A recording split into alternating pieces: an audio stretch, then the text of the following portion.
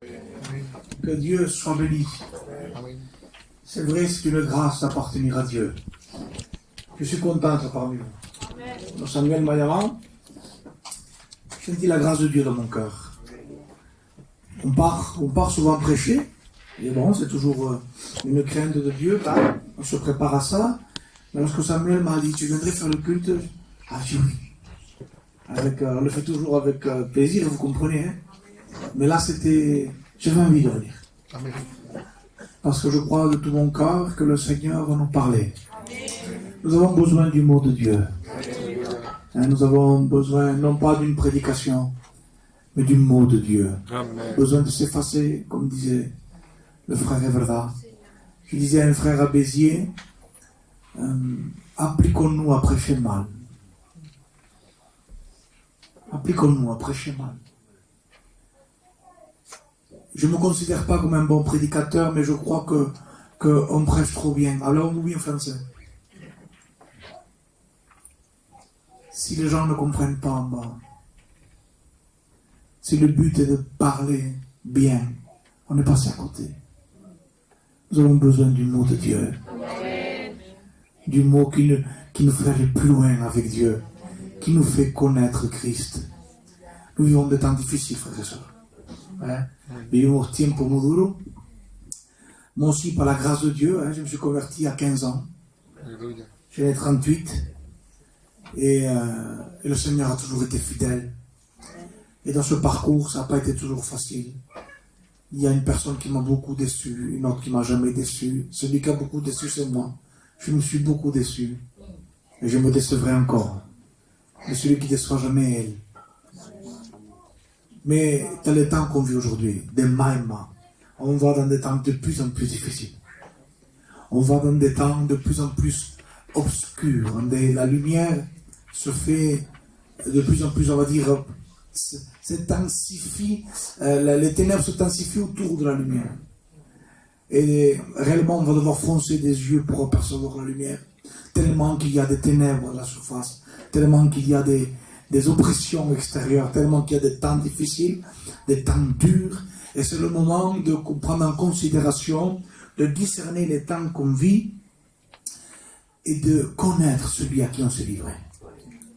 À un temps, le temps du Covid, tout le monde a connu ce temps-là, c'était le début. C'était une catastrophe, le Covid au début. Les gens mouraient, nous savions pas. On avait peur de l'heure. On n'avait pas à sortir dehors. On était dans ce temps. Et je me rappelle parce qu'il y avait ce Covid-là, et à un moment donné, je vais à la pharmacie parce qu'on avait des symptômes. Et quand j'avais les symptômes, j'étais vraiment petite, qu'elle a 9 ans, ma fille. Et on n'a aucun. Aucun n'a été positif, mais la petite, oui. Positif. Et je me rappellerai toute ma vie le regard que ma fille m'a lancé. Elle ne comprenait pas. J'ai pris ma fille dans les bras, et ne comprenait pas, qu'est-ce que c'est ça? Et je n'ai pas réfléchi une seule seconde. On ne savait pas ce qui allait se passer. On pensait que si on attrapait, on mourrait là. Eh bien, pas une seule seconde, la pensée m'a frôlé de dire à la petite, mets-toi un peu à l'écart, ma fille. Je préférais attraper le Covid sans savoir ce qui me passait, plutôt que ma fille ait peur. Et voilà. Et j'ai gardé ma fille 10 jours sur moi. On a regardé les Disney, des Walt Disney pendant 10 jours, pour pas qu'elle ait peur. Et elle m'a pas lâché, elle m'a pas lâché, je ne l'ai pas lâché. Et il dit, passez ce qui passait. Pourvu que ma petite n'ait pas peur. Qu'est-ce qui m'a poussé à aller jusqu'à ce point-là par rapport à ce que je... Peut-être qu'on allait mourir, on ne savait pas ce qui allait se passer. C'est l'amour que j'ai pour elle. On viendra des temps, frères et sœurs, où ceux qui veulent vivre pieusement en Jésus-Christ, dans la Bible, seront persécutés. Et sans être prophète, je vous annonce une prophétie. Si on ne l'aime pas, on ne tiendra pas. C'est l'amour qu'on a pour le Christ qui fera qu'on tiendra dans toutes circonstances. C'est la passion qui brûle dans nos membres pour lui. Je voudrais vous contaminer ce matin et que vous soyez contaminés d'une maladie. Normalement, c'est forte que curado. Non, je voudrais qu'on soit malade d'une maladie. Elle est particulière, cette maladie. C'est Cantique des Cantiques au chapitre 5, verset 8. Il a dit de lui que je suis malade. Malade de quoi? Malade d'amour. Que Dieu fasse que esa enfermedad toque toda la iglesia. Que cette maladie nous atteigne, frères et sœurs. Que je suis malade. Mais je suis malade. Mais quelle enfermedad? Je suis malade d'amour. C'est ce que nous avons besoin dans les temps de la fin. Être malade, enfermo de soi-même. Vous savez qu'est-ce que c'est l'infirmité? Malheureusement, on sait où nous sommes nous-mêmes, où nous avons vu des cas. L'infirmité nous rend incapables. Incapable de pouvoir faire le mal. Parce que je suis malade d'amour. Incapable d'aller au-delà d'un péché. Parce que je suis malade d'amour. Incapable de faire ce qui déplaît à Dieu. Parce que je suis malade d'amour. Que nous puissions être atteints de cette maladie. Amen. Dans les temps qui vivent, ce qui nous gardera, c'est que la théorie devienne pratique. La parole s'est faite chair, dira Jean. Vous imaginez? J'ai écrit ça dans mon cahier, pour ne pas oublier. Au commencement, Jean 1, verset 1, au commencement était la parole était Dieu, et la parole était avec Dieu. Verset 14, et la parole a été faite chair. Elle s'est manifestée. Je disais à Ronds hier soir, Ronds aussi, dans l'amour de Dieu était resté dans la conception du plan de Dieu. On serait perdu. Mais il n'est pas resté dans une conception. Il l'a mis en pratique. Il a personnifié, matérialisé la parole. Et au moment là, on doit, frères et sœurs, dans la grâce de Dieu, matérialiser en vécu toute notre vie chrétienne conçue. Si on veut connaître Dieu, ce sera pour une manifestation de notre vie pratique avec Dieu. C'est d'une connaissance intime avec Dieu qui fera qu'on se rapprochera de Dieu. Tout est donné dans la grâce de Dieu, on le sait ça. Il dira dans Genèse 13, Abraham, regarde le pays que je t'ai donné. Le pays que Dieu a donné à Abraham, c'est Canaan, les frères. Canaan était composé de toute l'Israël actuelle, la Cisjordanie et le sud du Liban. Et un grand territoire. Tout ça est pour toi, Abraham. Verset Genèse 13, verset 14, et tout est pour toi. Ce pays est à toi. Il est à toi. La vie chrétienne nous a été donnée dans la grâce de Dieu. Tout ce qu'est Christ, toutes les richesses de la vie chrétienne, toutes les richesses de la grâce nous a été donné en Jésus-Christ. C'est un don de Dieu. Le salut est un miracle, est une grâce, dirait Éphésiens. Donc ça, nous le savons. Mais regardez après l'ordonnance de Dieu à Abraham. Il dit maintenant, parcours-le. Et d'ici que la vie chrétienne nous est donnée. Toutes les richesses de la grâce de donner, mais Dieu demande de parcourir cette vie chrétienne. Abraham, la tierra era d'elle. C'était à lui la terre, Abraham. Mais il fallait qu'il découvre ce qu'il a eu par grâce. Il fallait qu'il marche, il fallait qu'il découvre les villes et les villages. Il fallait qu'il découvre la terre. Peut-être même qu'il y avait des pierres. Ici, cet endroit est rocailleux, cet endroit est un peu mieux. Ici, on peut s'installer. Ici, il y a de l'herbe. Ici, on ne peut pas y vivre. Tout ça, il a fallu qu'il le découvre. Il a fallu qu'il marche. Malgré que Dieu lui avait donné, il a fallu qu'il parcourt ce que Dieu lui a donné. Et frères et sœurs, il y a je voudrais dire ce matin, nationalement parlant, il y a beaucoup d'informations. Beaucoup d'informations. Mais si nous voulons tenir dans ces temps de la fin, si nous voulons résister à toute cette persécution qui viendra de plus en plus, croyez-moi, il viendra de l'extérieur, il viendra de nous-mêmes, de la propre chair, viendra. Si on veut résister, il va falloir qu'on parcourt, non plus par la théorie, mais par la marche. Par la marche. Mira que dice así, Colossiens 2:10. Vous avez tout pleinement en Jésus-Christ et dans la richesse de la connaissance. La position en Christ ne doit pas nous empêcher de parcourir. Je sais, donc je suis. Non, je crois, donc je vis. C'est différent. Amen. Je crois, je vis. S'approprier l'évangile, c'est l'appel que nous avons tous reçu de Jésus. S'approprier de l'évangile. Que l'évangile c'est à tout. Alléluia. Nous allons lire un texte ensemble dans Jean 18. Et nous allons revenir à la fin. Jean 18, verset 1 à 8. C'est un passage historique, un fait historique, dans les évangiles. Mais il est intéressant de remarquer quelque chose ensemble. Lorsqu'il eut dit ces choses, Jésus alla avec ses disciples de l'autre côté du torrent du Cédron, où se trouvait un jardin, dans lequel il entra lui et ses disciples. Judas, qui le livrait, connaissait ce lieu, parce que Jésus et ses disciples s'y étaient souvent réunis.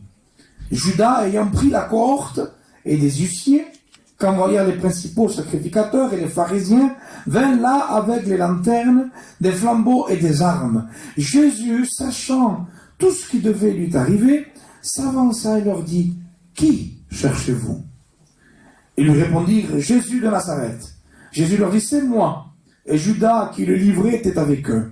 Lorsque Jésus leur dit, « C'est moi », ils reculèrent et tombèrent par terre. Il leur demanda de nouveau, « Qui cherchez-vous » Ils lui dirent, « Jésus de Nazareth. » Jésus répondit, « Je vous ai dit que c'est moi. Si donc c'est moi que vous cherchez, laissez aller ceci. » Amen. Un passage simple, nous allons voir après pourquoi j'ai voulu lire ce passage, que dans la lecture il m'a profondément touché et je veux vous l'expliquer.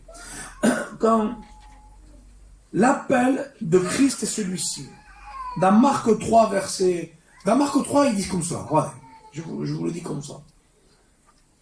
Il l'appela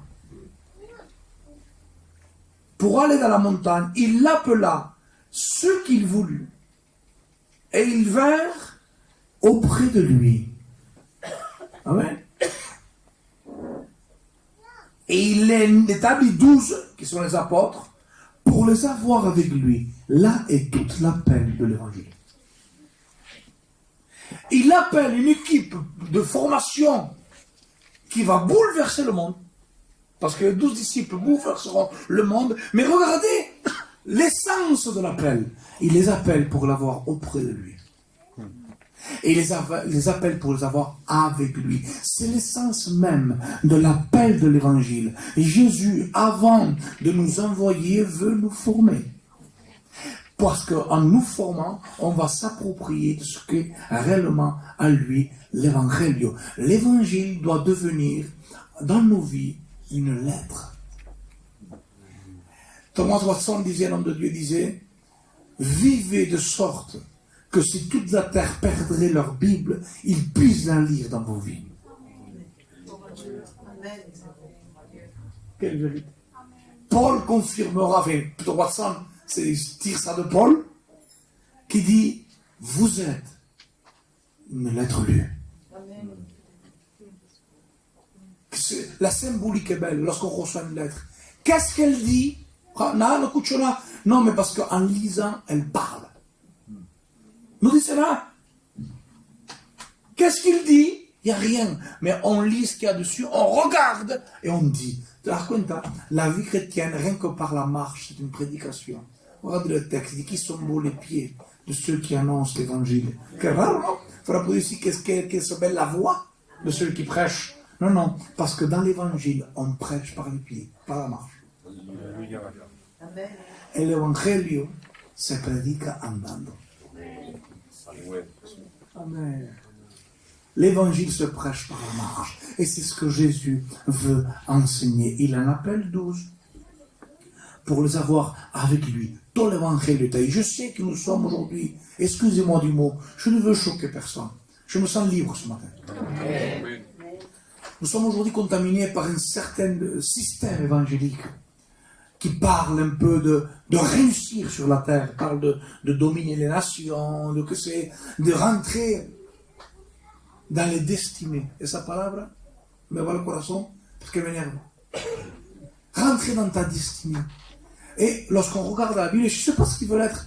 Quand j'entends ces gens qui disent qu'ils veulent rentrer dans leur destinée, parece qu'ils quieren ser presidente de la République. Je ne sais pas. Ils ne sont pas allés à l'école, mais ils veulent des présidents. Je proclame que c'est les présidents. Je peux laisser, tu as les études pour ça. Il y a des choses qui c'est de la folie, mais ce n'est pas de la foi. Et des gens veulent s'inventer une vie glorieuse sur la terre, alors que Jésus nous appelait à mourir sur la terre. Quel différent message. Bien sûr qu'il y a un texte qui parle de destinée. C'est dans le psaume 31. Où c'est David qui dit, ô Éternel, mes destinées sont devant toi. Et la gente pour ce texte, on doit rentrer dans nos destinées. Il y a des œuvres que Dieu a préparées pour nous. Mais quelle est notre destinée à tous? Ce que David a dit là, ce n'est pas à le prendre pour tout le monde. David était de la tribu de Juda. David était assailli par les ennemis. David connaissait la Torah.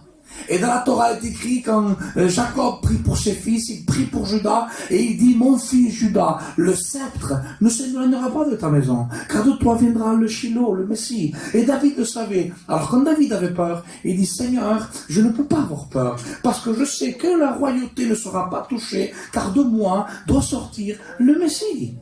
Eso es su destiné. Et destiné veut dire les temps. Il dit, mes temps sont marqués. Tu manera tiene que salir de mí el Mesías. Alors je suis dans le repos parce que je confie dans les Écritures. C'est ce qu'a dit David.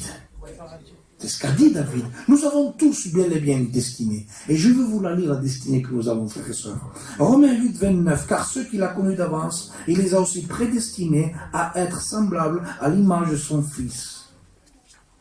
Ahí está notre destinée. La destinée de todos nosotros, c'est de lui ressembler. Alléluia. Elle est la même. Et il n'y a pas une destinée différente. Notre destinée à tous, frères et sœurs, est de lui ressembler. L'appel de Christ est d'être près de lui. Être avec lui. Être auprès de lui. Regardez la vision que Paul avait du disciple, de la croissance du disciple, de la croissance de la grâce. Regardez, il est écrit dans 1 Corinthiens 15, 9. Paul dira que Jésus s'est révélé à plusieurs personnes avant lui, et quand il arrive à lui, il se auto-appellera comme ça. 1 Corinthiens 15, verset 9. Je suis le moindre des apôtres. Amen. Non, c'est une humilité. Je suis un apôtre, mais je suis le plus petit. Et Paul, là, il écrit ça environ 55 après Jésus. 55 après Jésus, il écrit ça. Le temps passe. Ça veut dire que Paul prend de la maturité. Paul prend de la connaissance de Christ. Et regardez cette parole. 7 ans plus tard. Il écrit Ephésiens 3, verset 8. Il dit, à moi, qui suis le moindre des saints. Bah. Quand il était un peu plus jeune, il dit, je suis le moindre des apôtres. Il grandit dans la grâce, il grandit dans la vie avec Christ, il grandit dans la croissance spirituelle et il a une autre vision. C'est qu'il se voit encore plus petit qu'apôtre. Il dit, je suis le moindre des saints. Mais son expérience continue. Quelques années plus tard, il est à l'apogée de sa connaissance de la grâce. Il dira même dans Ephésiens, il dira avec ces quelques mots, vous voyez déjà quelle est la connaissance que j'ai des mystères de Christ. La loi est venue par Moïse, grâce et vérité sont venues par Jésus. Celui qui a écrit la doctrine de la grâce, c'est Paul. Il a écrit sur papier la doctrine de la grâce qui est venue par le Christ. Le Christ est venu prêcher la loi pour les Juifs. C'est ce qu'est venu faire Jésus. Paul a mis sur table la grâce pour l'Église écrite. Elle vient par Jésus et c'est Paul qui les écrit. Et regardez comme il finit dans sa carrière. Il est à l'apogée de sa connaissance. Il donne des derniers conseils à ses candidats. Il dit ceci à Timothée, que cette parole est certaine et entièrement digne d'être reçue, que Jésus-Christ est venu sauver les pécheurs, dont je suis le premier. Apôtre, il grandit, il se voit le moindre des chrétiens. Il grandit, il dit je suis un pécheur. La révélation de la grâce de Dieu, la vie chrétienne nous donnera un cercle de vie. Je vois qui il est, je vois qui je suis. J'accepte qui je suis, je vois encore plus qu'il est. Le panel de Christ s'ouvre en fonction de qui il est et de qui je suis. Je suis pécheur, je ne suis rien et il est tout. Je diminue et il grandit. Il grandit et je diminue. Il n'y a pas de place pour deux rois. C'est lui ou nous. Et c'est l'école de la vie chrétienne. Paul nous enseigne ça dans toutes ses épîtres. Il grandit. Et en grandissant en réalité, l'échelle de la vie chrétienne n'est pas comme aujourd'hui. Nous, une échelle, sont les caïras qui d'en bas te mettent en haut. L'échelle de l'évangile, c'est d'en haut, je descends vers le bas. C'est là qu'on monte, celui qui s'abaisse ici. Oh, il sera élevé. Et c'est la caïra de Dieu. Comment je peux être grand, Seigneur? Bah. Comment je peux être, Seigneur, quelqu'un de chrétien qui tient ferme, qui t'aime, Seigneur? Descends. Tu seras élevé. Celui-là qui va être grand, dit ce Christ. Qu'il soit le serviteur, ses frères. C'est l'escalier de la grâce. La formation va commencer, marqué sur mes notes, sur un travail sur nous-mêmes pour refléter un autre. Dieu va refléter qui il est tout pour faire voir qui il est lui. Il appelle des hommes totalement différents, frères et sœurs. Il appelle des pêcheurs de poissons, quand il appelle les 12, des collecteurs d'impôts, Lévi, Matthieu, Caro, le Mimo, c'est le même, et des chefs de secte, Simon le Zélote. Beaucoup de tout le monde, il y a des pêcheurs, il y a des... Alors on pourrait dire comme ça, il y a des gitans espagnols, il y a des manouches, il y a des roms, il y en a 12. Il les appelle un peu de tout. Jésus fait un choix, c'est Dieu qui le fait. Un petit détail, une petite parenthèse, frères et sœurs. Jésus prie toute la nuit pour choisir ses disciples. Toute la nuit. Il prie. Il descend, il envoie 12. Mais dans les 12, il y en a un qui est un peu plus fameux dans le négatif. Qui c'est celui-là? Judas. Frères et sœurs, Dieu Condoro, je prie pour que le problème s'en aille. Christ prie pour choisir ceux qui vont le tuer.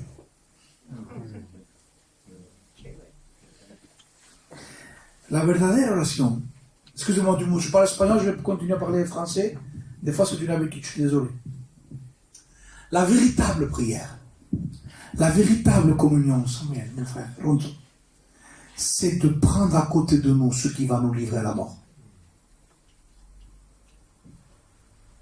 C'est l'exemple même de Christ. Je prie, Seigneur, mais je sens que ça va toucher mon orgueil. Lo quito! Non, damelo sinon. Si ça va permettre à Antonio de mourir, Amen. Gloire à Dieu. Eso es el fruto de la verdadera oración. Jésus prie toute la nuit. Qu'est-ce que c'est? Qu'est-ce que tu as? Toute la nuit. Judas.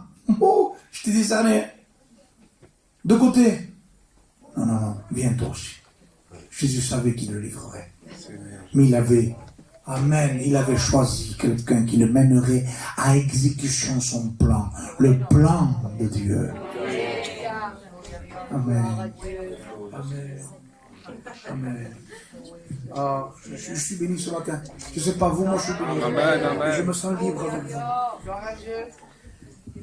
Et là, quand il choisit, tous ses disciples sont différents. Une formation de 3 ans va commencer. Ces hommes vont devenir 2 hommes qui vont bouleverser le monde. Et dans cette formation, il y a beaucoup de choses qui vont sortir. C'est pour ça que je voudrais vous encourager ce matin.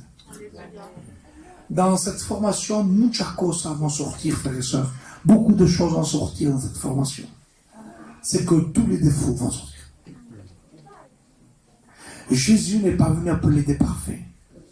Il est venu appeler des pécheurs pour les perfectionner. Et dans cette formation, si vous voulez mieux, nous avons bien pas appris ça, nous avons, si vous voulez mieux, la colère de Jean, Luc 9, verset 54. Jean se met en colère contre les Samaritains. Et savez qu'il dit ça? Tu veux, Seigneur, que nous demandons le feu du ciel pour qu'il le consume? Parce qu'il ne voulait pas écouter l'évangile. Même Jésus s'est dit, mais de quel esprit tu es animé? La colère. Et il appelle le fils du tonnerre. C'est le caractère qu'il a. Donc, il ressort son caractère. Et je vais aller vite dans ça. Matthieu 16, 22. Le liderazgo, comment on dit ça en français? Le zèle, non? Le zèle de Pierre, qui des fois n'est pas sorti pas trop terrible. Le zèle de Pierre, à un moment donné, il voulait même pas qu'il aille à la croix. Il était tellement zélé, détaillé ça, tellement zélé par ses propres forces, qu'il ne voulait même pas qu'il aille à la croix. Des fois, il y a des ailes qui ne sont pas adéquates avec le plan de Dieu. Et il ressort. Pierre ne comprend pas. Et il arrive à renier Jésus devant une femme qui lui met la pression.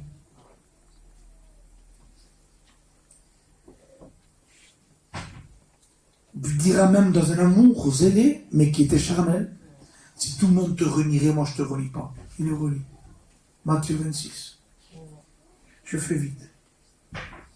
Ils voulaient être les premiers, les disciples. Ils demandent même à Jésus, je veux être un à ta droite et un à ta gauche. La mère lui demande, et même les disciples après. Vous le lirez dans Matthieu 20, 20 et Marc 10, 35. Je vous donne les références. Leur incrédulité.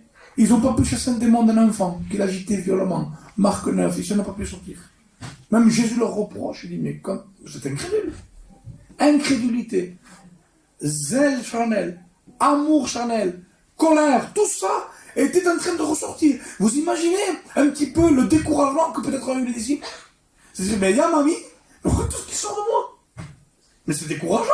Je n'arriverai jamais. Mais c'est justement la formation de celui qui est disciple. Parce qu'il y a un but à atteindre.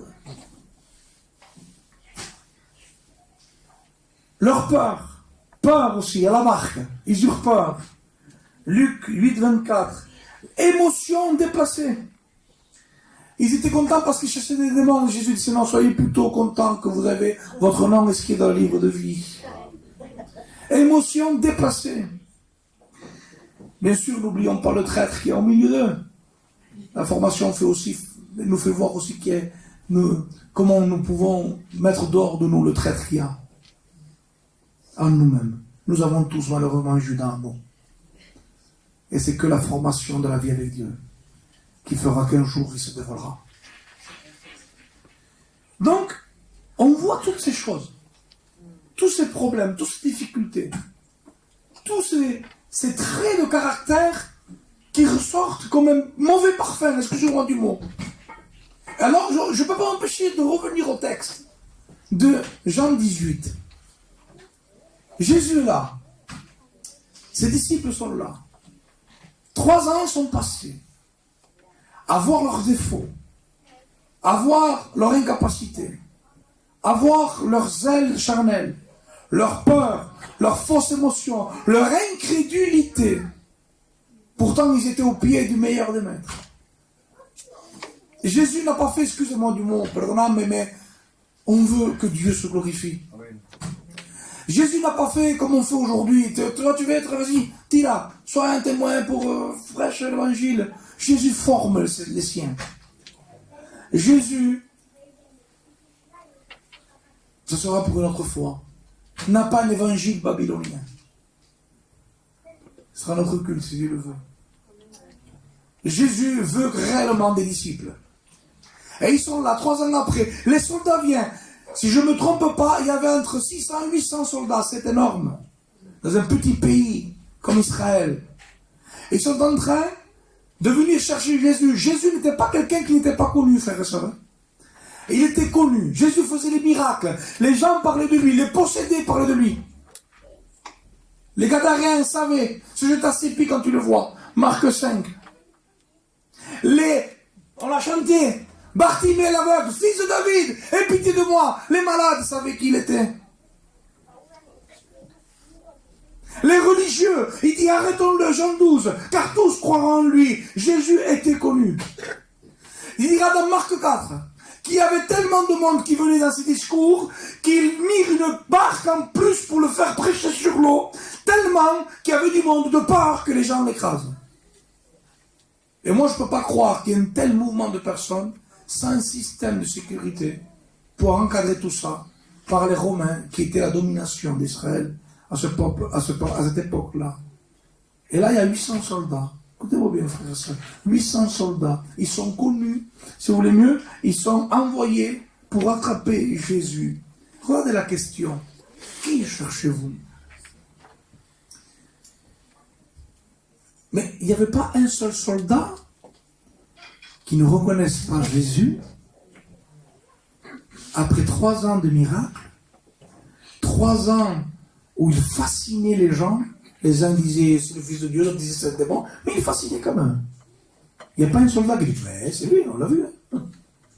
Non. Il doit dire qui cherchez-vous. Alors j'en déduis une pensée. Parce qu'à ce moment-là, Jésus avait 11 hommes derrière lui. Et ces 11 hommes, avec le temps, sont devenus tellement ressemblants à lui que les soldats n'ont pas pu faire la différence entre lui et ses disciples. Et d'ici, quand ils sont arrivés, ils ont vu Jésus. C'est lui. Et ils ont vu Pierre. Ah, non, c'est lui. Là, c'est bon, c'est lui. Et ils ont vu Jean. Ah, je ne sais plus.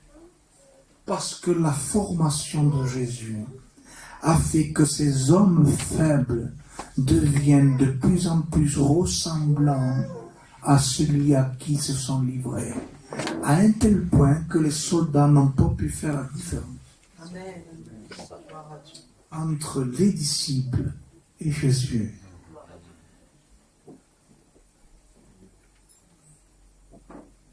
Il n'y a pas un autre moyen de passer, amen, les épreuves que nous attendent par rapport au temps qu'on vit que par celui-ci. Paul dira, Romains 2, 16, c'est ce qui paraîtra selon mon évangile. Paul, mais tu dis toi dans Romains 1 que Dieu t'a mis à part pour prêcher l'évangile de Dieu. Et il dit c'est mon évangile. Oui, parce que Paul s'est approprié l'évangile de Dieu. Paul est devenu l'évangile. Il dira même aux Galates, vous tous, je m'étonne que vous vous détournez si promptement, vous aux yeux de qui Christ était comme pain. Et là, je me suis posé la question, quelle était cette peinture? Un tableau? Qu'est-ce que c'était la peinture qu'avaient les Galates de Jésus-Christ? Mais Paul le dit, j'ai été crucifié avec Christ. La peinture que les Galates avaient devant leurs yeux de Christ n'était autre que la vie de l'apôtre Paul. Paul était devenu Jésus pour eux. Il dit à Galates 6, je porte dans mon corps les marques de Christ. Amen. Je porte sur mon corps les marques de Christ. Frères et sœurs, nos caractères ne sont pas compatibles avec Christ. On ne peut pas émaner notre parfum et le sien. Mais ce matin, je voudrais que l'Église garde dans son cœur ce mot, Seigneur, je veux te connaître, pour te ressembler, pour te refléter, pour t'émaner, pour te prêcher par ma vie, nos familles. Souvent, je ne vous connais pas, ne puedo hablar de vosotros. Mais à Béziers, là-bas, on m'a demandé des réunions dans les maisons. Parce que les convertis ne veulent plus aller dans les églises. Tellement qu'ils disent, ils disent, mais ils ne sont pas. Les convertis, Antonio m'a dit, Antonio, viens à la casa a predicar, s'il te plaît. Parce qu'à l'église, ils sont pires que nous. 2 églises et ils demandent des réunions dans les maisons. Vous comprenez? À un moment donné, ça ne marche pas. On est passé par un problème assez difficile.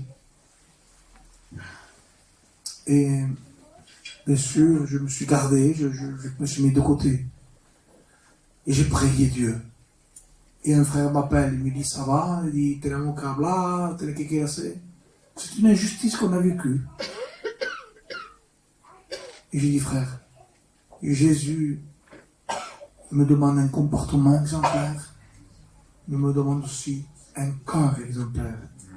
Non seulement Dieu ne me permettra de faire ce que quiero, mais il ne me permettra pas non plus de penser comme je veux.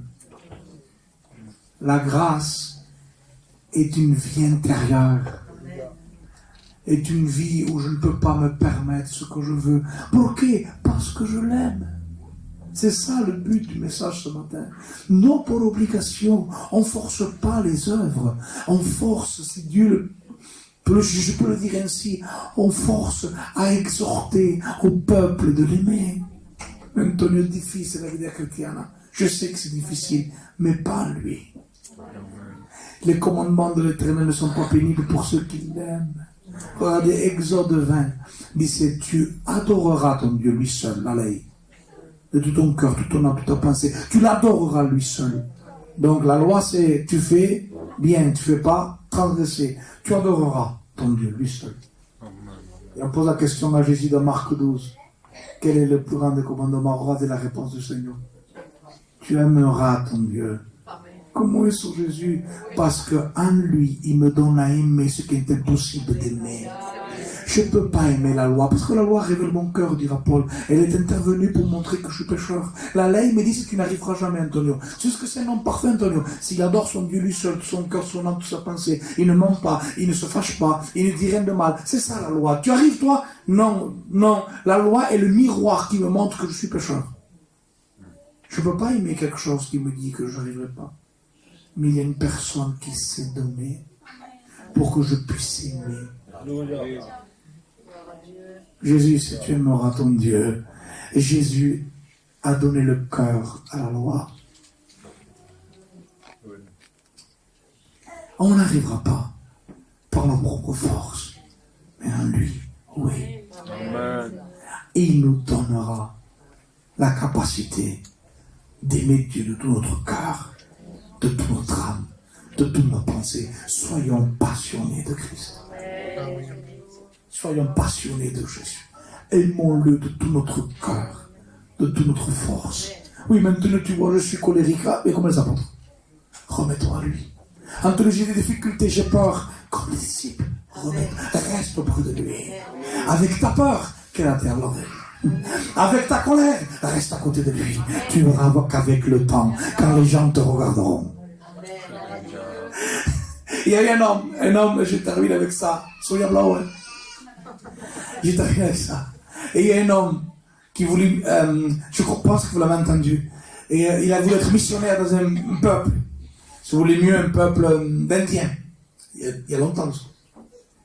Et le peuple le reçoit, c'est un homme blanc, c'est un village africain. Non, pas ça, c'était lui un peu le différent. Et il dit, on s'est concerté, le chef du village avec le village, on s'est concerté, tu pourras rester parmi nous. Mais ne parle absolument pas de ton Dieu. Tu fais la clémence de rester parmi nous. Parle pas de ton Dieu. Sinon, on te exécutera. Et le missionnaire dit d'accord. Il s'est là. Il a construit sa cabane. Et il a vécu. Il a parlé. Il a aidé. Il a été avec eux. Et 2-3 ans après, il est mort sans dire une fois Jésus. Sans prononcer le nom de Jésus, sans mourir. Les Africains l'ont enterré. Et le temps a passé. Et un jour, les portes s'ouvrent aux missionnaires. Il y a plus de facilité à prêcher. Et d'autres missionnaires toquent ce village. Et ils rentrent, et ils disent, nous avons une bonne nouvelle, on fait les pays, on veut prêcher Jésus-Christ. Jésus, il est comme ça, comme ça, comme ça, comme... Et ils expliquent qui est Jésus. Et là, le chef, il se lève, il dit, ah, stop. Il dit, t'as pas besoin de nous parler de lui, on le connaît. Il dit, comment vous le connaissez? Ah oui, il a vécu avec nous. Pendant 2 ans. Ils ont reconnu dans les traits de caractère du Christ le missionnaire qui n'a même pas parlé une seule fois de Jésus. Mais son caractère, quand ils ont parlé de Jésus, tu dis, ah, c'est un homme. Et lui, c'est lui. Je le connais. Parce qu'il a vécu, amen, comme le Christ a vécu. Parce qu'il connaissait le Maître. Ne vous faites pas du malasangue, ne vous faites pas de soucis. Ne vous faites pas du souci. Lorsque vous êtes connu de Dieu, vous avez réussi. Mais c'est pas grave. Les inconnus s'ils sont connus de Dieu, comprenez-le, c'est les célébrités du ciel. Amen. Allez, me calme. En tout cas, je ne veux pas aller plus loin, parce que je veux laisser la place au Seigneur de nous bénir ce matin par ce que nous avons entendu. Gardons cette pensée dans notre cœur. Seigneur, je veux t'aimer, te ressembler.